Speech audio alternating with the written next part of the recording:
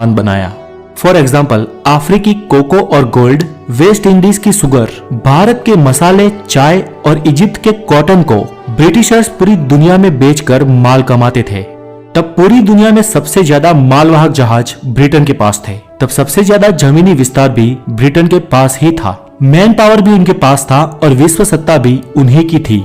18वीं और 19वीं शताब्दी में ब्रिटेन ने पूरे विश्व पर एक चक्रीय शासन किया और एक वाक्य स्वर्ण अक्षरों में लिखा गया कि द ग्रेट ब्रिटेन का सूरज कभी नहीं डूब सकता। लेकिन 20वीं सदी की शुरुआत में सब कुछ बदल गया।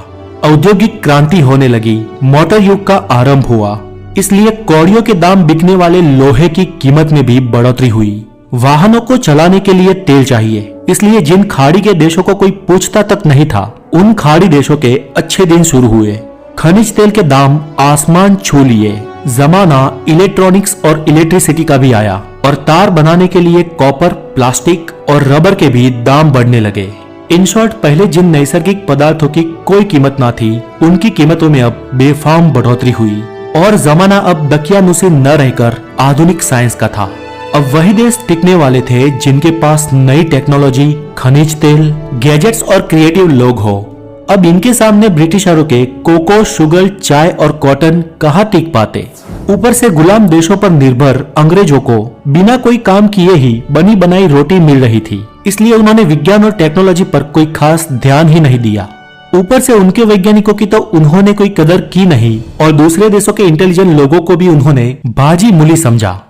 इसके विपरीत अमेरिका ने दुनिया के बुद्धिधन को वेलकम किया, विश्व भर के युवा और क्रिएटिव लोगों को काम और सम्मान दिया और बाद में अमेरिका का यही बुद्धिधन आर्थिक समृद्धि में कन्वर्ट होने लगा।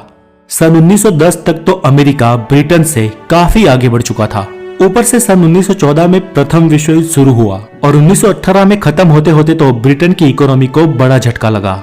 यूरोप के उद्योग अब धराशायी हो गए थे और छोटी छोटी चीजें भी अमेरिका से मंगवानी पड़ती थी और इन सब बातों का अमेरिका को बहुत फायदा हुआ। वहां नई नई फैक्ट्रीज और नए उद्योगों ने जन्म लिया और दूसरे विश्व युद्ध के अंत तक तो अमेरिका पूरे विश्व की महासत्ता बन गया था। और कभी महासत्ता रहा देश द ग्रेट ब्रिटेन अंधेरे की ओर बढ़ता चला गया। ऑनेस्टली स्पीकिंग, आज ब्रिटेन की इतनी भी हैसियत नहीं है कि ये देश 1-to-1 लड़ाई में या इवन जीडीपी, डिफेंस या एरिया और साइंस के मामले में भारत के आगे भी टिक पाए। तो दोस्तों, आज के लिए इतना ही और ये वीडियो आपको कैसा लगा मुझे कमेंट